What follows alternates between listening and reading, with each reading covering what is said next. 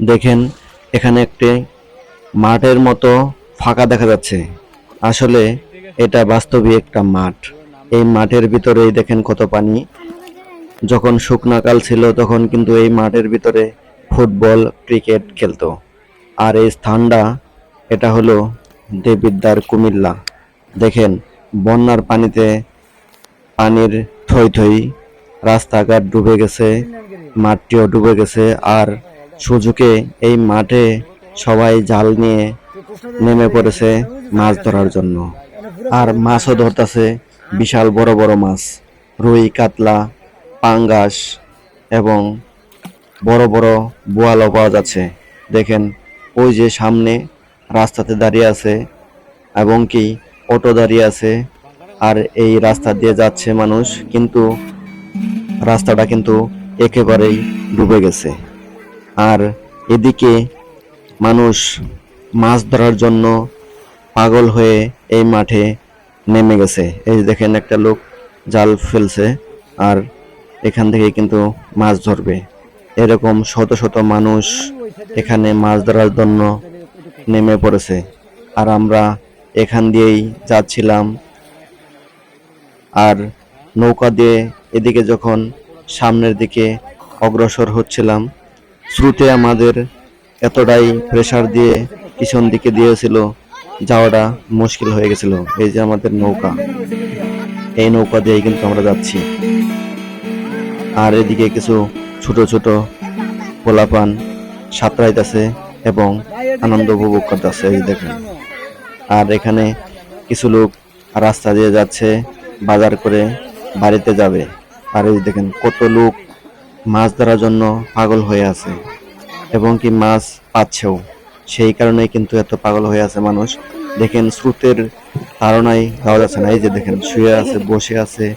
এই যে দেখেন কত স্রোত। এবারের বন্যায় মানুষ অনেক মাছ ধরছে এবং তাদের ঘর বাড়ি ক্ষয়ক্ষতি যেরকম হয়েছে, এক প্রকার বাড়িঘর নাই বললেই চলে। এই দেখেন একটা লোক কত কষ্ট করে রাস্তা পার হচ্ছে তেল এবং বাজার সদাই নিয়ে। আরেকটা লোক হাতে জুতা নিয়ে, আরেকটা লোক মাথায় দেখেন চাউল নিছে।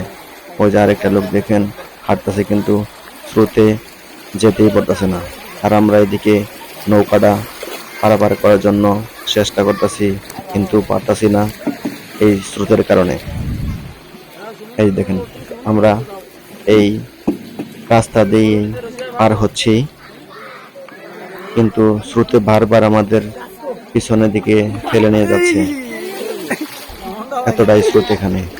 তাই অবশেষে নৌকা থেকে আমরা নামলাম, নেমে ধাক্কিয়ে সামনের দিকে নিয়েছি এবং কয়েকটা লোক আমাদের সাহায্য করলো, আমাদেরকে এই রাস্তা থেকে পার করে দিচ্ছে।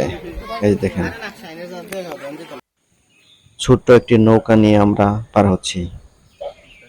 আর এই যে দেখেন আপনাদেরকে নিয়ে আসলাম, এই যে আরেকটা বাড়ি দেখেন, পানির মাঝখানে হাবুডুবু খাচ্ছে সেই বিল্ডিং এর ঘরটি, কিন্তু এই ঘরে কোনো লোকজন নাই, থাকবে কিভাবে? এখানে তো পানি, এখানে খাওয়ার ব্যবস্থা নাই, কারেন্টের ব্যবস্থা নাই, বিশুদ্ধ পানির ব্যবস্থা নাই। এই দেখেন রাস্তা ডুবে গেছে। আর শত বছরেও এরকম বন্যা হয় নাই, মানুষ বলতাছে। দেখেন কত পানি আর পানি, এখনো কিন্তু পানি শুকায় নাই, এখনো পানি থই থই করতেছে। জানি না কবে এই পানি চলে যাবে এবং মানুষ স্বস্তির ভোগ করবে। আমরা যাচ্ছি নৌকা দিয়ে, প্রত্যেকটা জায়গায় আমরা দেখতাছি। এই যে একটা জাল, এই জালে অনেক মাছ এবং এভাবেই কিছু অসাধু লোক জায়গায় জায়গায় জাল পাচ্ছে। আর টান দেওয়ার কিছু নৌকা আটকে পড়তেছে এই জালের কারণে। দেখেন কত রোদ, আর গঞ্চা গাছ লাগাইছে দেখেন, অর্ধেক ডুবে আছে।